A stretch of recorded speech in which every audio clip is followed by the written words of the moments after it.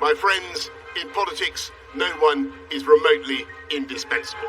The world turned upside down. In a matter of days, Boris Johnson's leadership fell apart.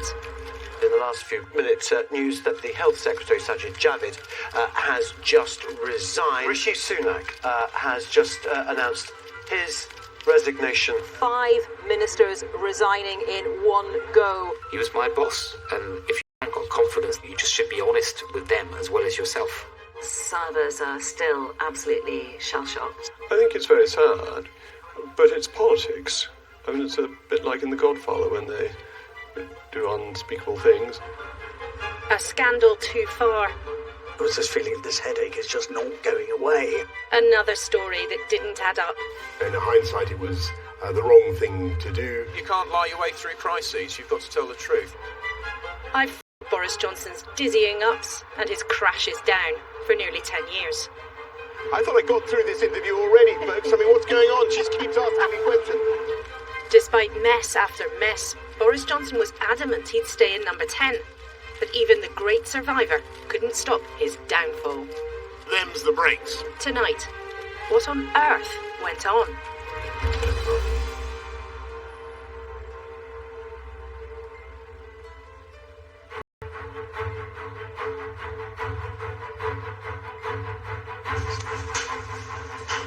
Good morning, colleagues.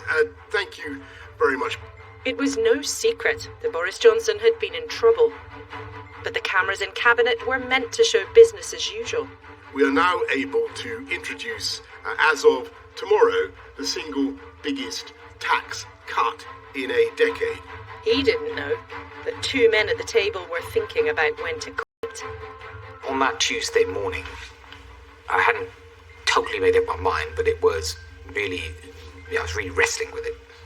I had started thinking about, maybe I'd had enough in terms of what I could put up with, and to go and see the Prime Minister and just tender my resignation, because I don't think you can work for someone that you haven't got confidence anymore. It's just the principal value that I have. I think for some time we've been aware that it was getting more and more challenging and people's patience was being stretched. We all knew that we were in very tricky territory, all knew that there were all sorts of sort of storm clouds gathering and that it was going to be difficult. Thank you very much, Tiz. The Prime Minister has made a career of scraping through scandals. For some voters, his flaws are part of his appeal. So what was it this time that would mean the end? Has resigned from government, saying that he drank far too much last night and embarrassed himself and other people. A relatively obscure member of the government, Chris Pincher, was in the news for all the wrong reasons, accused of groping 2 men at a private club. He denies it. The big problem, there'd been other claims. We get to this week, the Pincher episode is growing and growing. It went from the sort of third item on the news agenda to the top of the agenda, partly because of the way we handled it. Boris Johnson had been told of a similar complaint before he'd given Chris Pincher a job in his team. But that wasn't the story given to ministers to tell the rest of us. I have been given a categorical assurance that the Prime Minister was not aware of any specific allegation or complaint made against the former Deputy Chief Whip, Chris Pincher. It took a former civil servant to force the government to tell the truth. The categorical assurance was wrong.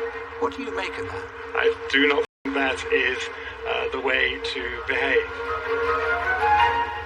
I found the allegations in the concerning the former Deputy Chief Whip and then the response to that, I'm afraid it was, I'd reached the end of the road.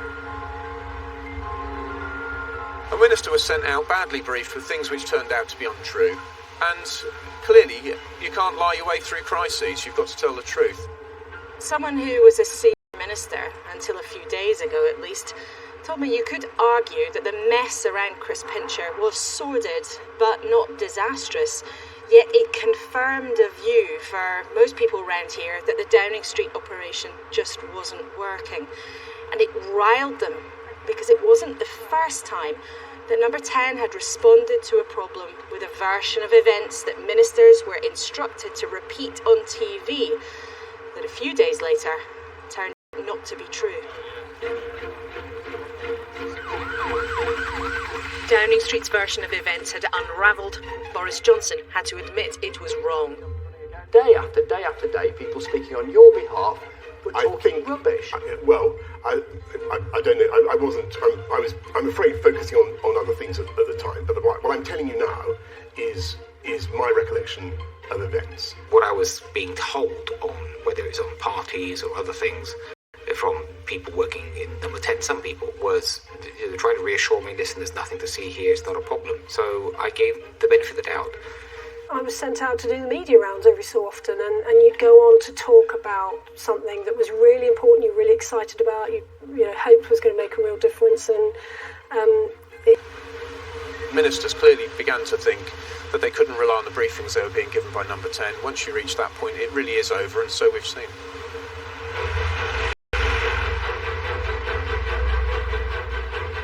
The Conservative Party had been here before. It had barely recovered from the intense embarrassment over parties during lockdown under Boris Johnson's roof. Remember, at the start, we were all told no rules had been broken at all. All guidance was followed completely. I have been repeatedly assured that there was no party and that no COVID rules were broken. Yet in the end, there was evidence of booze, parties and late nights while the country was in lockdown. The Prime Minister himself was found to have broken the rules and broken the law. I paid the fine immediately, and I offered the British people a full apology. Some MPs had already tried to shove him out. You have sat here too long for all the good you have done. In the name of God, go. The reason I came to that view was because I thought, actually, there was no doubt that Boris was misleading the House, was attempting to wriggle out of responsibility for things, and I took the view that there would be a pipeline of problems, not just one problem, but a pipeline of problems coming down the track. We would just return to this issue time and time and time again. Anger over parties in number 10 left a smouldering fear of more scandal to come. Some ministers had been embarrassed, unhappy for months, and two disastrous by-election results made things worse. It's time to show Boris the door! But once number 10's untruths about Chris Pincher emerged, it was time for some cabinet ministers to strike. Rishi Sunak is no longer Chancellor, suggesting Boris Johnson isn't competent or serious, while Sajid Javid resigns from health, questioning the Prime Minister's integrity. I got my resignation letter ready, I signed it, but I wasn't going to tell anyone other than the PM first. I went to see him, he was in Parliament, in his office there, and I explained to him that I will be resigning now. I've resigned, and obviously he didn't want me to. He understood. Instantly, I thought, this is serious. I think if you lose your health secretary and your chancellor, that for me, that was definitely the moment where it was game over. Two of his most senior colleagues. I thought it was odd of them to have resigned in an orchestrated way that they did. I also think when people start talking about their own integrity, you want to be quite suspicious about that. You're accusing them of betraying Boris Johnson. Well, I think, you'd have to sort of believe anything if you thought that the resignations weren't coordinated. I had no idea that he was planning to resign. We hadn't had any single discussion about it whatsoever. I had a feeling that other people would follow because I felt from, especially speaking to some of my sort of more junior colleagues in the weeks previously, there was definitely a sense of one sort of senior members of the government, cabinet members like myself, doing something about this. I was quite stunned that there were people who thought that removing the Prime Minister is one of the biggest majority that we've had since Margaret Thatcher in less than 3 years. Just the anti-democratic nature of what they're doing alone was enough to alarm me. And I think I was and for me it was a coup. Rishi Sunak strongly denies coordinating with Sajid Javid. Boris Johnson was now in deep, deep trouble.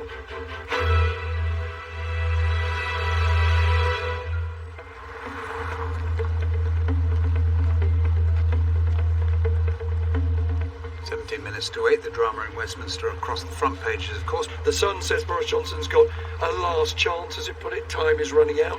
The Telegraph says the political crisis must now be resolved. The Times says game over.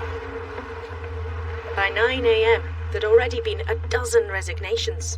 I got to a stage where I just had to, I couldn't do it anymore. And so I took that decision, and it was impossibly hard to do.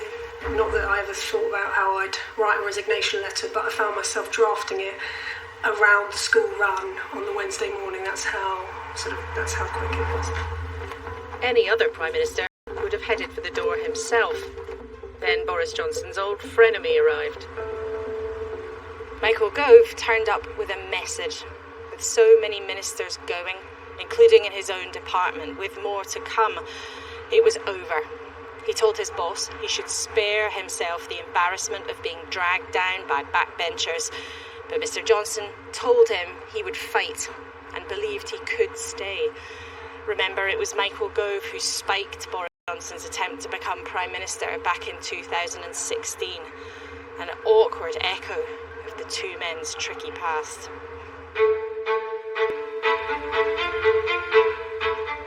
By the time the Prime Minister arrived at the Commons to face Keir Starmer, 4 more people had resigned. Then there was Prime Minister's questions. Mr. Speaker, isn't this the first recorded case of the sinking ships fleeing the rats? It's hard to describe the feeling of the sort of the cauldron and the heat and the mood and the atmosphere, and it was obvious then that we were into some irreversible process. It was grim. You know, MPs who were shouting to support the Prime Minister just the week before were sat there stony-faced. We now come to the personal statement I call Sajid Javid. The recently departed Health Secretary piled on the pressure. At some point, we have to conclude that enough is enough. I believe that point is now. I have concluded that the problem starts at the top, and I believe that is not going to change. Yet at that stage, there was no budging Boris Johnson. Does the Prime Minister think there are any circumstances in which he should resign? Frankly, Mr. Speaker, the job of a Prime Minister in difficult circumstances when he's been handed a colossal mandate is to keep going, and that's what I'm going to do. Boris Johnson leads the Conservatives to a resounding election victory. We did it! We pulled it off, didn't we? The memory of his massive 2019 election victory gave him faith he could survive. Protestations in Parliament could be drowned out by public support of years before. The fact that he saved us from the constitutional crisis of 2019, took us out of the EU and defeated a very hard left opposition. Those are all great things which I celebrate, and I would like us to be remembering that that's what Boris Johnson achieved rather than the sordid events of the last week. He's globally respected for the way in which we've handled Ukraine, and particularly the vaccine rollout. Actually, he will be remembered for getting the big calls right, even if it was the smaller calls which did for him in the end. But you knew Boris Johnson was flawed when you helped put him in office. Everybody's flawed. Everybody's flawed. The odd flaw is one thing, but a series of intense embarrassments is another. The eye-wateringly expensive decoration of the Downing Street flat, paid for by a party donor. Are you worried about the investigation, Prime Minister? To save a political pal, Owen Patterson. Not one, but 2 ethics advisors who quit, aghast at what was going on. There'd been months of trouble and repeated promises to change. This was becoming a little bit too repetitive. Inevitably, I think there is always a point at which patience begins to get stretched. I think there was this headache is just not going away. Some mistakes have been made, which are the flip side of the Prime Minister's personality, that he is a big personality that deals with big issues, and to my mind he got all the big issues right. On the other hand, he's not necessarily the hottest on the small issues. Isn't telling the truth also a big issue? No, I don't think that's right. I think the Prime Minister is a basically truthful man. By mid-afternoon on Wednesday, ministers were rushing for the door. It was plain as a pikestaff that government was bleeding ministers almost faster than they could replace them. By 6 o'clock, 38 members of the government had walked away. That's just a staggering number. And members of the cabinet had finally come here to demand that he quit. But Boris Johnson wouldn't budge then from what increasingly felt like a bunker, claiming there was still a chance that he could turn things around. One of them present told me Number 10 were dangling promotions to try to stave off the onslaught, sketching out a reshuffle on a whiteboard in the office. They said it felt Number 10 believed they could just move things around, sing Rule Britannia and stick their fingers in their ears, and it would all be fine. Downing Street says all appointments are made on merit. Welsh Secretary Simon Hart was one of those who told the boss to go. It was harder than I thought it would be. And it was sadder than I thought it would be. I think the options were pretty limited by then, to be honest, and I think Boris was probably as aware of that as anybody. But being Boris, I think he always thought, one more roll of the dice and something miraculous will occur. But I thought we were just past that point. So I did say to him, look, I think we've reached the end of the road. Simon Hart later resigned himself. The band of Boris Johnson's supporters was getting smaller, but they were still standing by their man.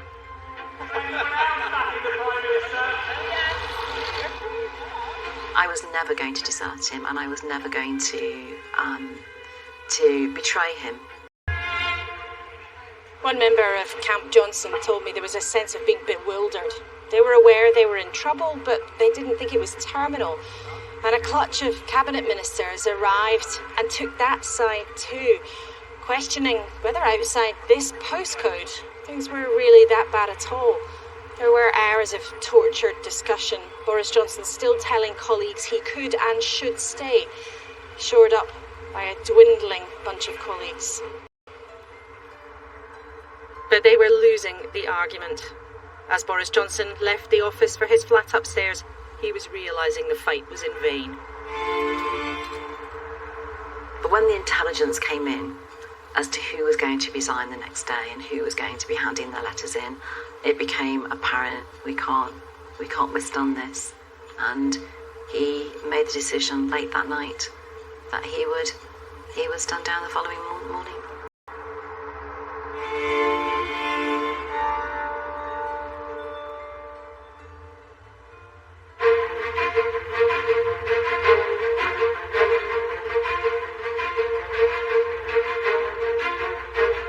After less than 3 years in the job he'd craved for a lifetime, by around 5 a.m, Boris Johnson had admitted to staff it was over. As I speak to you, I'm getting a call from Downing Street. The Prime Minister has agreed to stand down. It had taken nearly 60 members of Boris Johnson's government resigning to make sure he quit. In the last few days, I've tried to persuade my colleagues that it would be eccentric to change governments when we're delivering so much, and when we have such a vast mandate, and when we're actually only a handful of points behind in the polls. But as we've seen at Westminster, herd instinct is powerful. When the herd moves, it moves.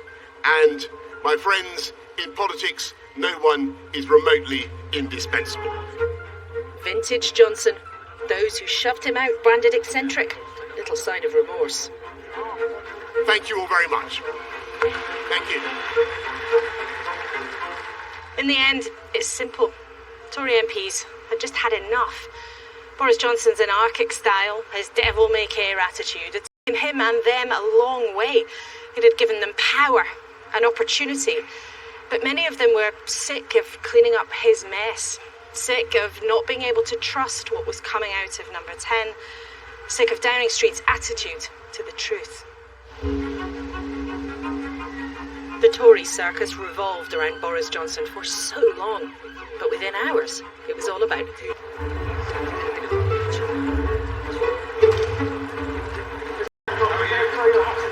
No, I'm not going to throw my hat at the ring, but I am going to go into the party. On a day like this, it is an extraordinary coincidence that it is the Spectator magazine summer party. The Spectator is basically the sort of house magazine of the Conservative Party.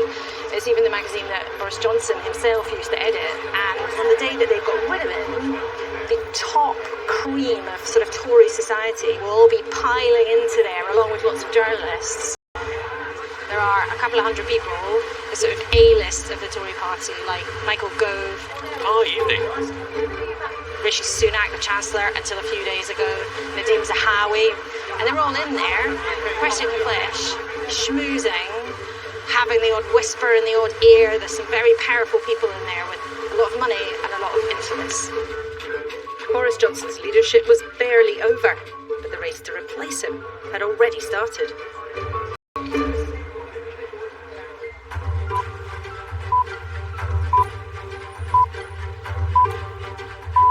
Nothing is settled. That is the sense this morning as the nation comes to terms with yesterday's events. The tension is so ruthlessly turned to the next big race. Who will be the next Prime Minister? I'm running to be our next Prime Minister because it's your stories that matter most. It wasn't long before potential successors showed their hand. The finger was pointed at Rishi Sunak for seeming suspiciously well prepared when his glossy campaign video emerged. Yes, we know that some people were organising their campaigns sometime beforehand, and that is indicative of ambition, it seems to me. How would you describe then what's happened to Boris Johnson? I think it's very sad, but it's politics. I mean, it's a bit like in The Godfather when they do unspeakable things, and the business of politics is ensuring that you have a leadership that you want, and I wanted the leadership that was Boris Johnson, and I lost. And that is how politics goes. Who will be our next Prime Minister? 4 have officially put their hats in the ring. By the weekend, more contenders were entering the race. 4, 6, then 7 and more. No shortage of Tories bristling with ambition to replace the old boss. And so it begins. While Boris Johnson glowers from behind the black door at Number 10, the beauty parade has begun outside. The studio's soon filled up with this Sunday morning, like political encounters. There's this big shop window for all of the people who are now trying to take over from Boris Johnson. How do they say, oh, I wasn't responsible for any of the bad bits, but take credit for the good bits? Yeah. It's just this kind of Piccadilly circus as they're all like desperate to get on the telly and tell people what they stand for. How long have you been waiting to do this? The contest? Yeah. Well, I didn't think it was going to happen quite as quickly, actually. I'll let you think. Have fun. Thank you. Good morning. Good morning. Do you think the very fact that you have not served in Boris Johnson's government helps you in this contest? In one important way, yes, because I was just going to say hello. I'm fine, how are you? You've got one leadership candidate who's just gone off to one lift. One of the other people who's trying to be the Prime Minister is sitting in another room waiting to go on. Okay. British Town, off you go. I do hope you'll join me next Sunday. In the meantime, enjoy the sunshine. Goodbye.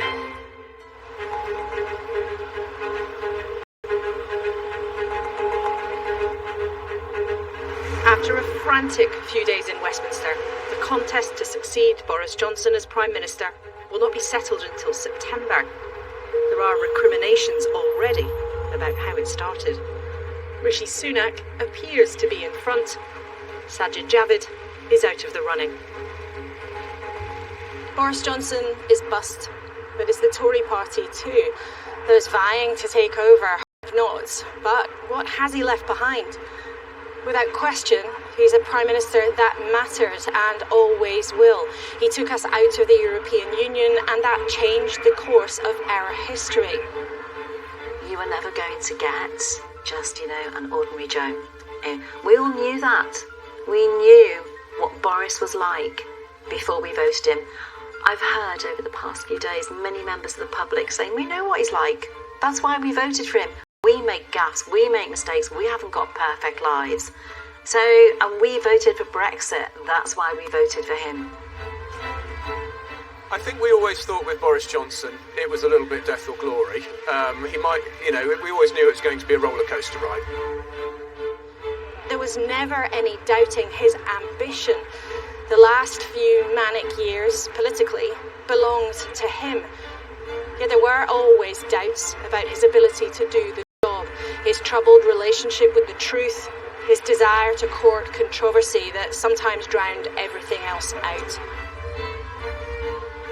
The truth is, across the board, it's quite plain that people don't approve. To some extent, they are cross with us for taking so long to deal with it. I hope one day we can sit down, have a drink together, and I'd look forward to it. But I think that, we have to step back and that we're professionals, we have a duty, and you've got to feel that you have the ability to discharge those responsibilities. And I think if you don't have confidence in your boss, it becomes incredibly hard to do just that. Boris Johnson's chapter ends after countless wild political tales. Yet this crazy finale holds no straightforward solutions to the serious problems the country faces now.